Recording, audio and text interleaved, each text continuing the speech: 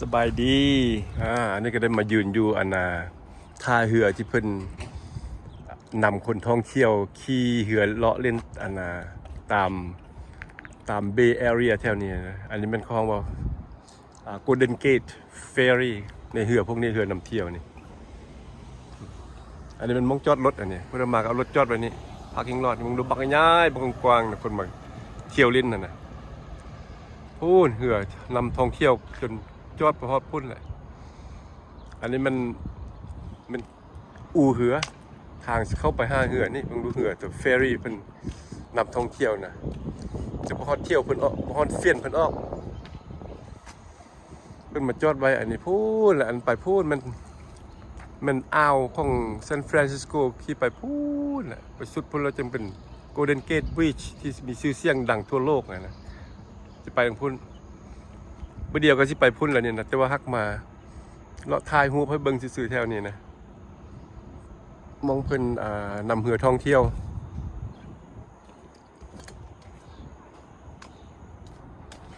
โอ้ส่วนหลายเนื้อที่อยู่เมืองซานฟรานซิสโกนี้จะเป็นภูนะอยู่ตามภูผู้ใดอยู่ยอดสูงพุ่นเหือนแห้งแพงเป็นราคา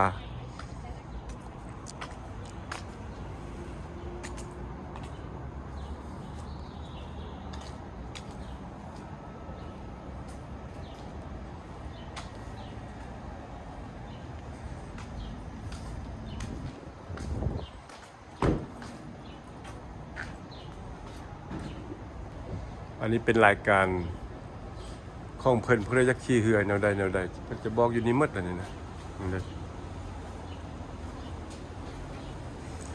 ผู้ใหญ่ถ้าเป็นผู้เดียวอายุ19 ปี56 14 ปีราคา$14นะขี่เรือนี่ไปว่าเมื่อกี้มันครับมีรายการอยู่นี่อันเนี้ย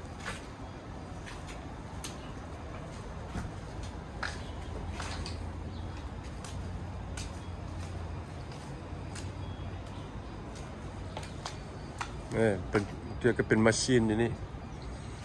เราจะไปแนวใดซื้อแนวใดข้อมูลมีอยู่นี่มัดซื้อตัวทิเก็ตอยู่นี่แล้วก็เข้าเหือได้โลดมันมองซื้อทิเก็ตอันเนี้ยส่วนหลายก็เป็นพวกผู้เฒ่าบ่มีเวียกแล้วก็มาขี่เหือเล่นเรียกว่าคนอยู่ฝั่งนี้อยู่เมืองนี้อยากข้ามไปซานฟรานซิสโกพุ่นก็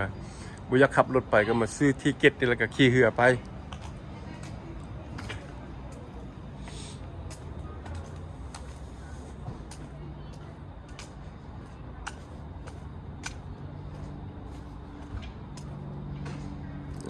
อันนี้ก็มันท่าเหือหมดแหละอันนี้เหือออกไปแล้วนี่นะมีแต่มีแต่ขั้วสิเข้าไปห้าเหือบัดนี้ตัวที่เพิ่นหนองบ่หันออกนี่มันอยู่นี่อยู่ไล่มองคันบ้านเฮาก็ฮ้องว่าเหือบักกันแหละจากฝั่งนี้ไปหาฝั่งนั้นแต่ฮักบ่เพิ่นบ่เอารถไปแล้วอันนี้เอาแต่คนเด้ถ้าไผบ่อยากขับรถไปก็มาขี่เหือนี่ไปใหญ่เด้อเหือนี่ก็ดีเหือเฟอรี่นี่ใหญ่เด้อคนส่งคนเนี่ยนะ2 ชั้นอีกก็แม่นอีกคันนึงคันนั้นก็แม่นยังบ่ทันฮอดเที่ยวออกเทื่อนี่นะคันนี้ก็แม่นแต่พวกนี้ออกไปแล้วพวกนี้บ่เห็นเหือแล้วเนี่ยเห็นแต่มองจอดเพิ่นล่าๆเนี่ยมองนี่มองนึงออกไปแล้วโอ้ยมึงไม่คนไปเที่ยวเอารถมาจอดป้าไว้นี่ก็ขี่เรือไปกลับมาขี่เรือมาก็เหมารถนี่แล้วก็กลับบ้านคนบ่อยากขับรถนะ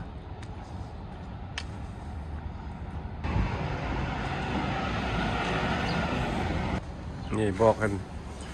คันรถทีบเอาไปได้ตัวสกูตเตอร์เอาไปได้ถ้าเป็นรถจักรเนี่ยเอาไปบ่ได้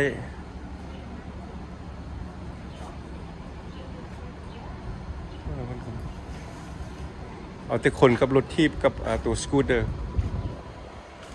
ก็เลยสิเอาไปแล้วก็เข้าไปนี่ไปในพุ่นแหละโอ้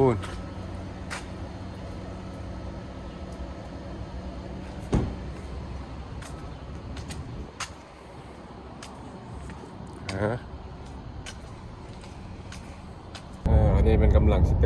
ซานฟรานซิสโกไป Golden Gate Bridge อันนี้มันฮอดอันน่ะมองตรงฮาร์เบอร์ที่ว่าฮาร์เบอร์อยู่ซานฟรานที่พวกเรือเข้าแก้เครื่องเกี่ยวข้องเอามาลงนี่แหละคันมันอยู่ทางอันนี้มันอยู่ทางเหนือคันมันทางใต้ก็อยู่ลองบีชอันนั้นก็เป็นฮาร์เบอร์คือกันแค่นั้นนะ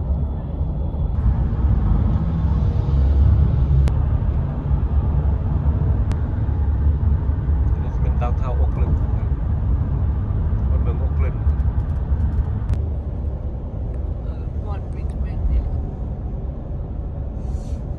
San Rafael นะ San Rafael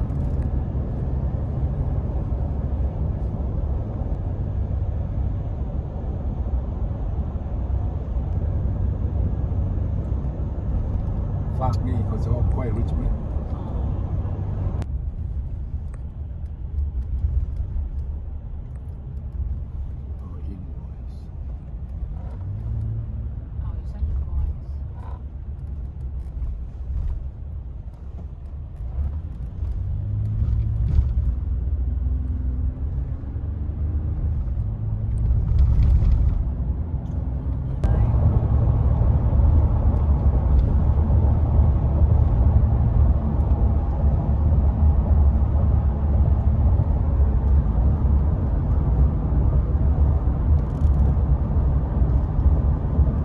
เป็นดอนไปทางยับกับเคลื่อนน้ำงึมเนาะเป็นดอนไป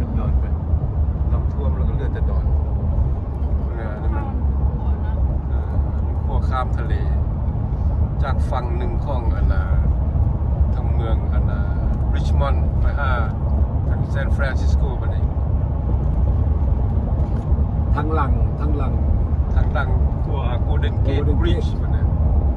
ไปทางดังมันเนี่ย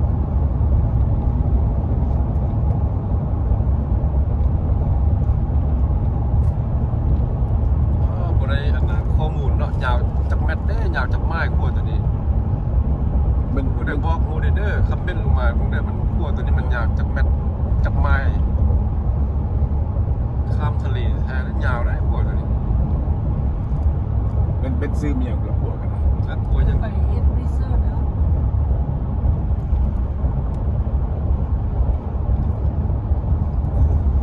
ฝั่งนี้ก็เป็นทะเลเป็นอ่าวทางฝั่งนี้ก็เป็นอ่าวนี่ขั้วข้ามอ่าวซานฟรานซิสโกของอันน่ะซานฟรานซิสโกเบย์เท่านี้นะ เพิ่งมารถมานับจ้า ยังไปฮอดก็ฟ้าอันนั้นนะอากินแทร็กอีกฝั่งนึงอีกลงคอยไปแล้วบัดนี้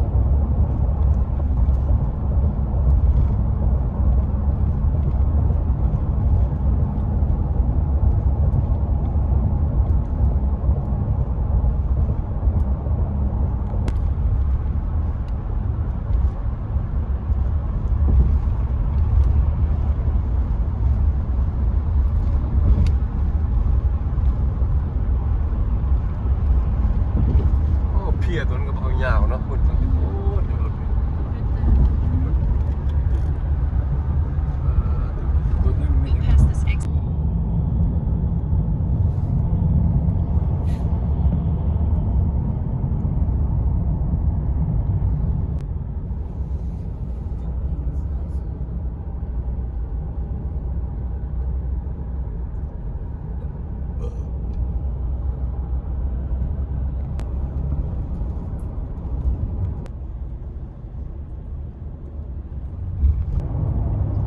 เขาฟรีเวย์101แล้วไปซานฟรานซิสโกหมดแล้วป่านนี้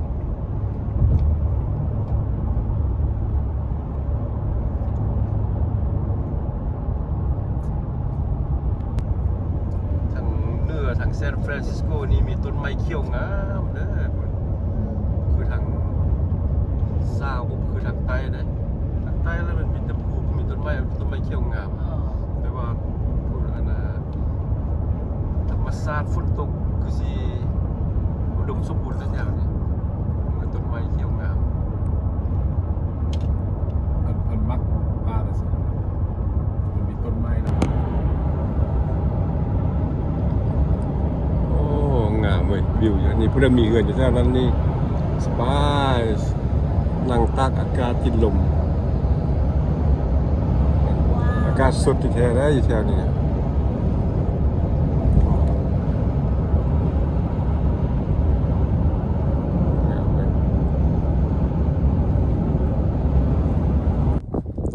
ันนี้ก็ได้มายืนอยู่ตัว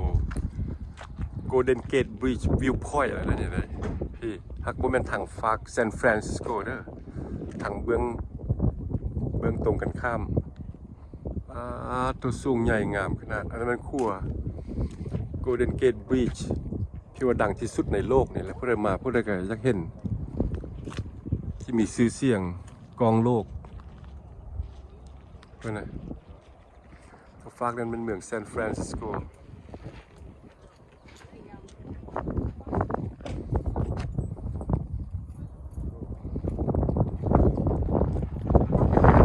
Excuse me. If we go down there, another viewpoint there, or just only one here? No, that I wouldn't go down there. There's one on the other side of this hill, you know, as you were coming up, but that's not going to give you a view. So there's only one spot here. The viewpoint is a good one. This So is that. good. I mean, if you keep going up to the top there, that's good. Oh, another one is good too. All right, thank you.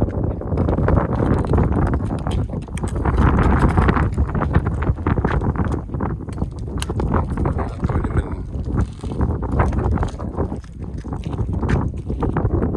ทะเลอันน่ะมีความมันทะเลอันนี้เป็นอ่าวของซานฟรานซิสโกอันนี้โอ้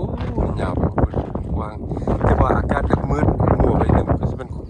หมอกหรือว่าควันไฟนี่แหละแต่ว่าอากาศแจ้งแดดดีลมดีขนาดอยู่พี่นะลมวิวจะถ่ายรอบๆให้เบิ่งเลยพุ่น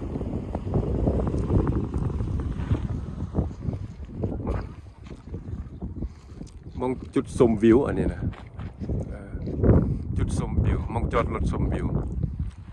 จะเป็นอันนี้ถ่ายรอบๆหนึ่งแล้วมันก็จะขี่รถข้ามขั้วตัวนี้แหละขั้ว Golden Gate Bridge ตัวนี้นี่แหละไปทางซานฟรานซิสโกพุ่นบัดนี้ไปจอดอยู่ฝั่งนั้นแล้วเบิ่งมาทางฝั่งนี้บัดนี้คุณเห็นที่เป็นเส้นทางขึ้นไปพุ่นรถขึ้นไปพุ่นนั้นก็จะมีจุดชมวิวจุดหนึ่งที่สูงทุกคนอีกจุดหนึ่งเนี่ยสูงสุดทุกคนจุดสูงสุดแหละจุดชมวิวอยู่มองนั้น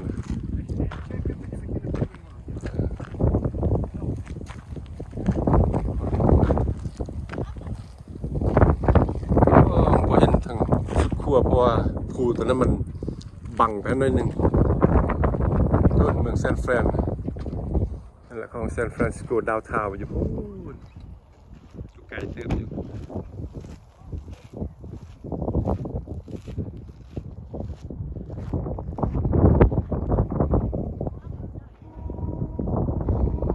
ทางสดเบื้องซ้ายมือนี่ภูนี่มันจักดังจักบังบ่เห็นทั่วตัวเมือง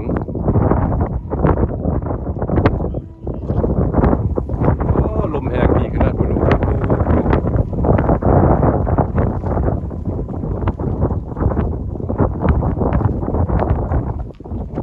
ผู้เดียวก็สิไปอยู่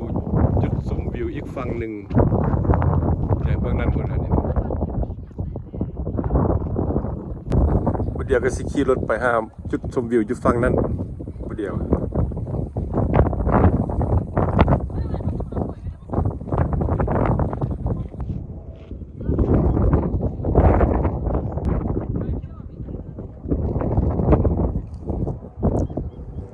จุดชมวิวอยู่มองนี้จุดชมวิวโอ้งามหลายทางล่างพุ่นแต่มันทักไกลนิดนึงโอ้เพิ่นมาจอดนี่ก็ระวังกันหน่อยนึงเด้อเดี๋ยวนี้ว่า safety alert smash and grab hard spot โอ้ระวังเด้ออันนี้เพิ่นมีข้อเตือนอยู่นี่เลยผู้ใดมาจอดรถจอดหลังอยู่นี่เขาทุบรถเขาดึงเอาอันนั้นอันนี้ต้องระวังกันอันนี้เลยมันอยู่นี่นะอยู่จุดชมวิวของGolden Gate Bridge โอ้แต่ว่าวิวงามอยู่นี่นะวิวงาม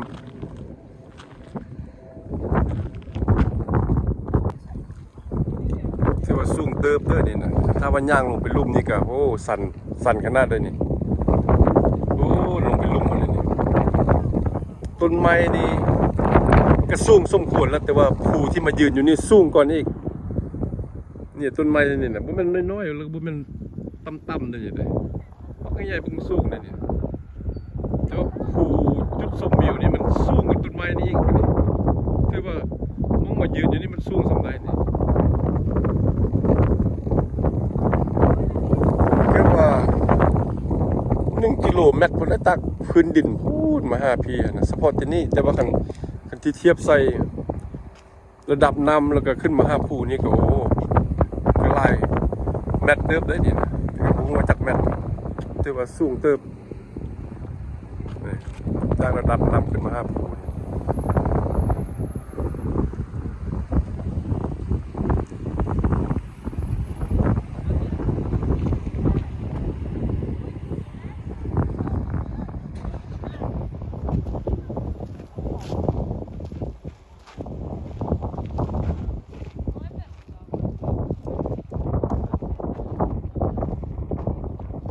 นี่เบิ่งตามตัวเมืองที่ซานฟรานซิสโกส่วนหลายมันเป็นภูอยู่ตามขับรถไปแล้วก็ขับขึ้นภูลงภู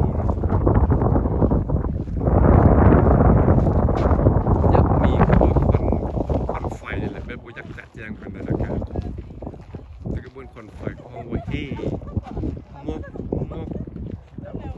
มอกข้าวน้ำมอกอายน้ำจะบอกไฟอายน้ำจากนี่แหละมันไม่ลมแล้วมันอายน้ำมันก็เลยพาให้มัวได้น้อยหนึ่งเบื้องแล้วคือควันไฟแต่พวกมันควันไฟมันเป็นอายน้ำ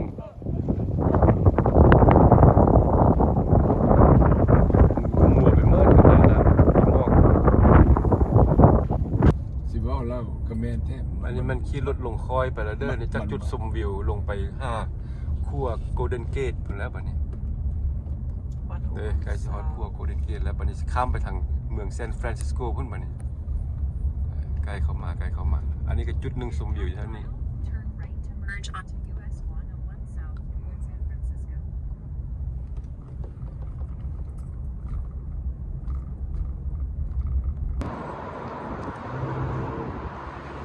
โอ้มันง่ายเด้อขั้วตัวนี้อลังการแท้ๆเลย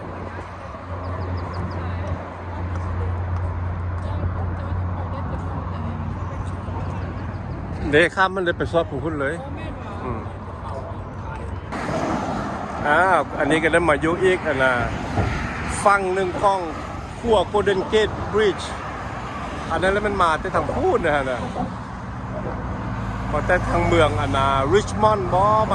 าทางเหนือพอแต่ทางเหนือของซานฟรานซิสโกอันนี้ฟรีเวย์101มาฮอดนี่แล้วก็เข้าขั้วแล้วขั้วโกลเด้นเกตเนี่ยโกลเด้นเกตที่มีชื่อเสียงแหละขั้วตัวนี้นะขั้วทางฟากตรงกันข้ามกับเมืองซานฟรานแล้วทางฝั่งนั้นอาจจะเป็นเมืองซานฟรานซิสโกเมืองฝั่งนั้นอันนั้นเป็นตัวดาวข้าวของมันนะแต่ว่ามองที่ว่าจุดหยุดอยู่มองนี้แล้วมันมองตรงกันข้ามกับตัวเมืองขั้วตัวนี้ใหญ่เด้อตัวนี้พวกนี้ขนาดเบิ่งเศร้ามันเลยดู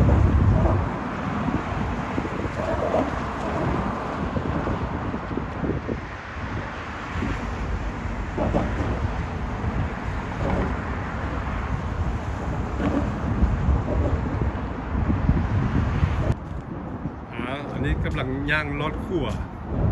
สิไปอีกฝั่งหนึ่งโอ้แล้วมันอยู่สันลุ่มพุ่นย่างรถขั้วเสียงคลึงทางเทิงนี่มันเป็นขั้วรถเล่นข้ามขั้วนะฮะเสียงกึ่ง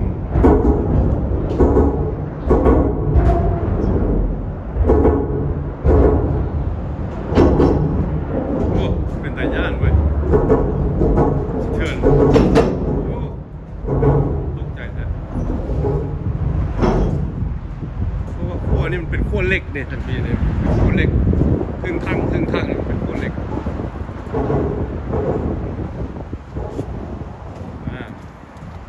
ได้ลอดพื้นขึ้นมาทางฝั่งนี้ปะเนี่ย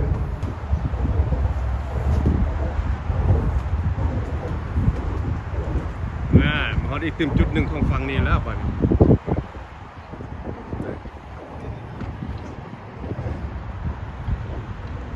ทุ่งกามีนี่เป็นทุ่งสัญลักษณ์ของรัฐแคลิฟอร์เนียโดยเฉพาะแต่ละรัฐมันจะมีทุ่งประจำของรัฐของแต่ละรัฐของไพมันเลยแต่รัฐแคลิฟอร์เนียมันเป็นกามี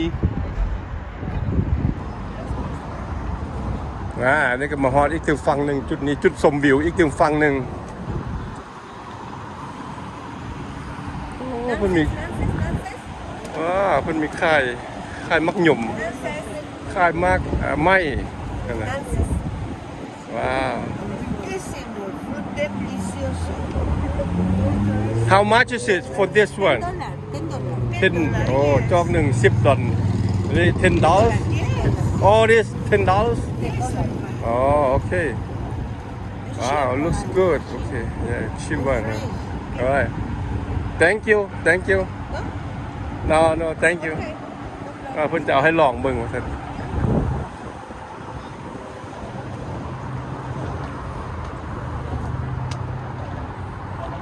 พูนอันนั้นมันคั่วไปพูนแล้วคั่ว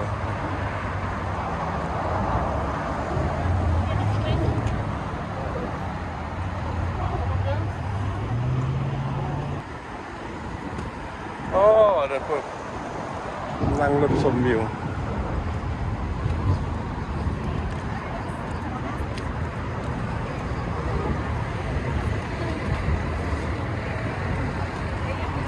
นี่คนที่มาชมวิวมาถ่ายรูปชมวิว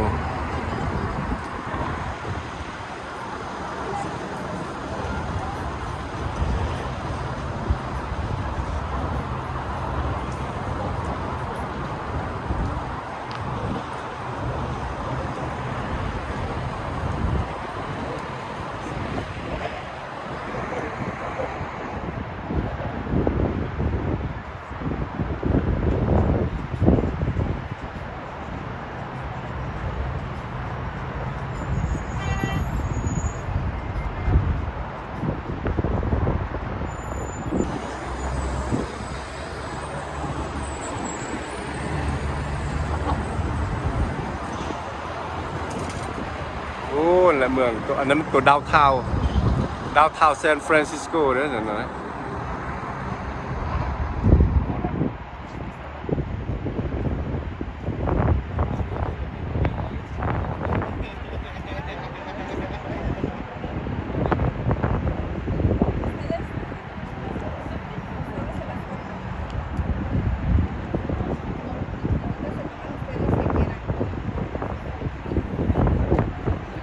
ลมแห้งว่า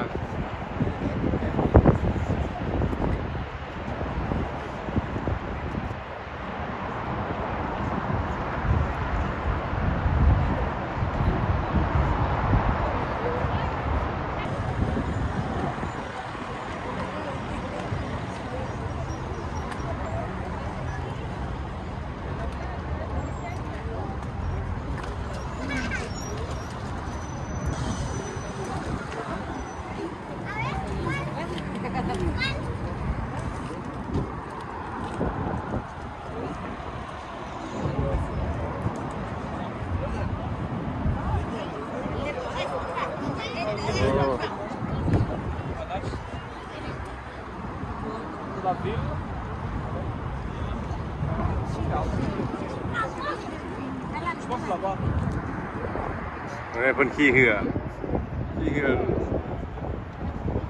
เลาะเล่นขี่เหือชมวิวกับบ่ม่วนมันน้อยๆแล้วผมไก่มันอยู่ไกลเด้แต่ว่า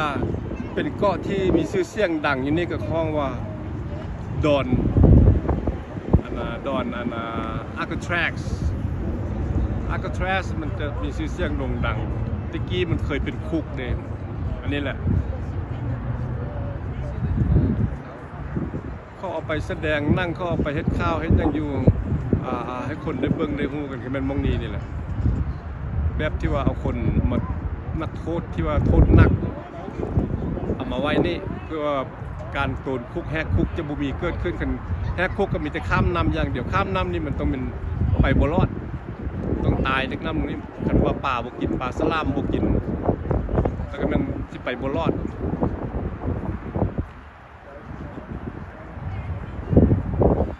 ใกล้พ้นน่ะเป็นไอแลนด์นึงอยู่ตรงกลางเลยเป็นดอนนึงอยู่ตรงกลางเลยพ้นบ่ไกลๆ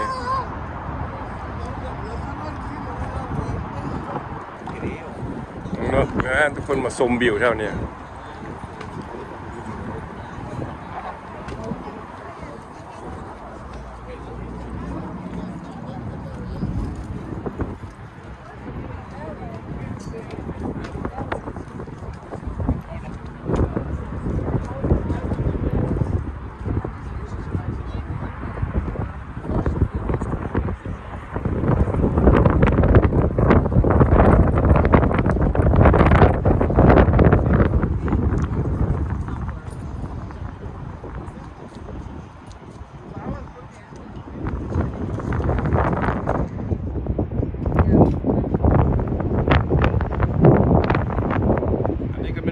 เ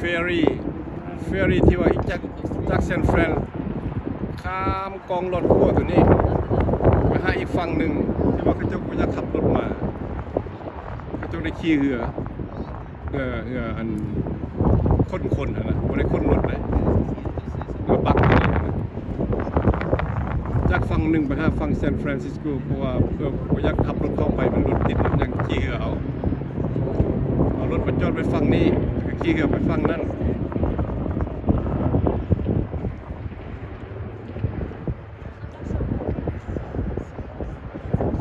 นี่ก็ดอนอาร์คแทร็กส์เบิ่งแม้แต่ผู้ที่ผ่าอันนำเมืองซานฟรานซิสโกนี่มันจะเป็นพงเพียงแต่ลมนั้นลมดีขนาดอันนี้มันอยู่ส้นขั้วทางฟากนี่เดียวก็จะไปส้นขั้วทางฟากนั่นอยู่ฟากขั้วซานฟรานซิสโกนะในส่วนล่างมันจะเป็นอายน้ำมันจะเป็นอายน้ำขึ้นมาไปซีเบิ้งแล้วคือควันไฟแต่โบแมนมันจะเป็นมัวเพราะว่าลมแห้งพ่นแล้วมีฮอตอายน้ำ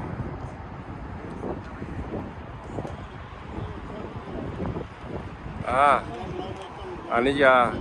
จะถ่ายรอบอ้อมรอบนี้ให้เบิ้งมองอยู่จุดชมวิวนี่นะเมื่อกี้จุดชมวิวทางเทิงวันนี้ลงมาลุ่มที่ละจุดชมวิวอยู่ลุ่มที่ละปะเนี่ยอยู่ติดกับขั้วเลยจุดชมวิวมองนี้นะจุดชมวิวมองนี้จะเป็นจุดใหญ่แต่มันฮักอยู่ต่ำอยู่กับขั้วนี่แต่ว่ามองเมื่อกี้แล้วมันอยู่สูงจุดชมวิวน้อยถ่ายรอบให้เบิ่งมูนกองให้เบิ่ง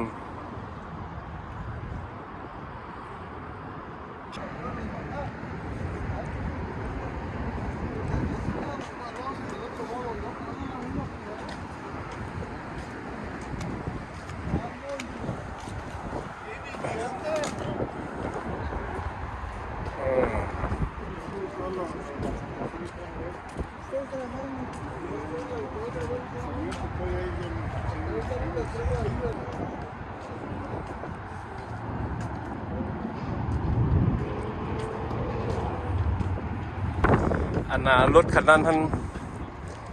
ปุ่น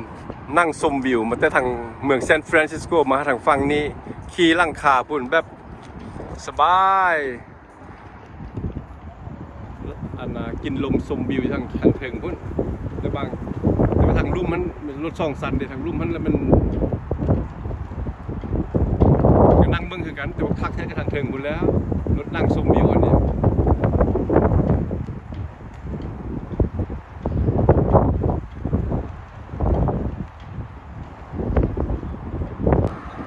ว้าวลมแท้ลมว่าวิดเนี่ยนี่โอ้ผู้นี่ก็งามแท้ๆฟังนี่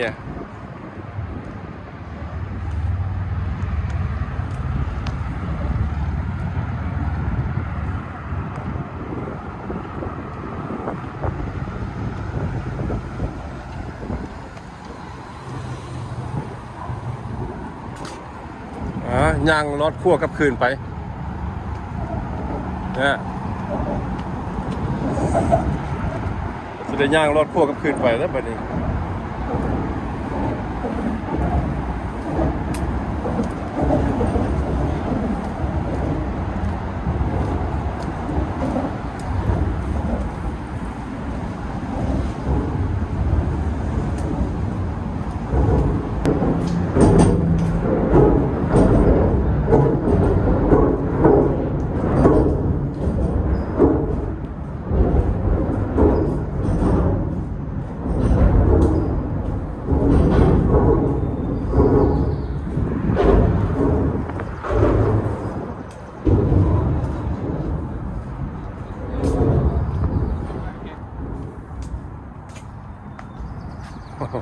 นี่เอารถทีบลงมา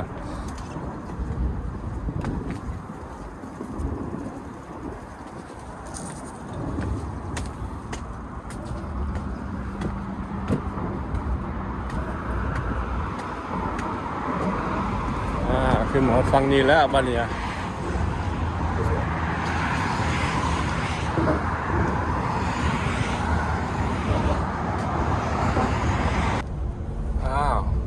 ขี่ขั้วข้ามแล้วบ้านนี้ที่ไปเมืองซานฟรานซิสโกจากฝั่งนี้ไปฝั่งนั้นบ้านนี้เขาไปฝั่งตัวเมือง จอดใส่กระเป๋าเด้อบริบอกว่าจะจอดใส่มาอะไร มันว่ายแล้วผม ขั้วที่มีชื่อเสียงโด่งดังทั่วโลกกองโลกนี่ โอ้มาอเมริกาแต่ปี1981 first time แล้วเนี่ย first time ขับรถมา Golden Gate Bridge เลย first time โอ้ยเป็นประวัติศาสตร์ลงไป เห็นแต่อยู่แสดงเห็นแต่อยู่ยาว ได้ยินนั่งได้ยินข้าวสุรากันนั่งนั่นแหละ สามเลนฝากละ3 เลน ฝั่งนี้3 เลนฝั่งนั้นก็3 เลนคือที่ว่าใหญ่พอสมควรในขั้วนี่ก็3 เลนข้ามที่ว่ายาวเติบเลยนี่ผมว่าประมาณจักไม้เด้อแต่ว่าเรื่องยาวนี่ก็ยาวสมควรเลย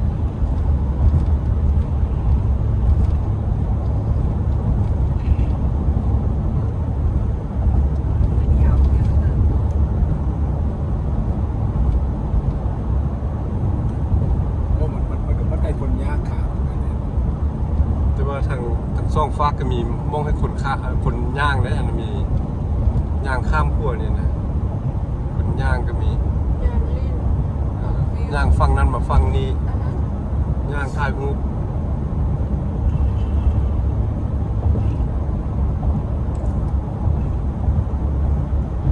อันนี้เขาเอามาขั้วเหล็กเศร้ากับเศร้าเหล็กแม้แต่เหล็กมันจะเห็นนี่นะจับเป็นขั้วไว้แล้วจะ exit นะครับ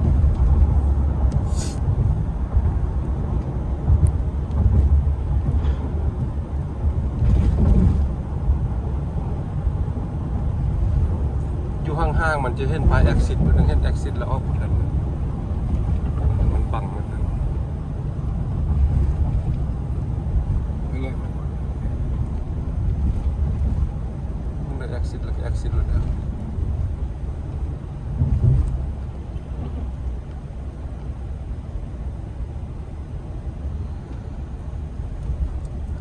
สุดนี่กลัวบังนี่เลี้ยวไปตามตรงนั้นเลย แสดงมัน ไปนี่ไปเบิ่งจุดซุ่มวิวอีฟังนี่ป่ะนี่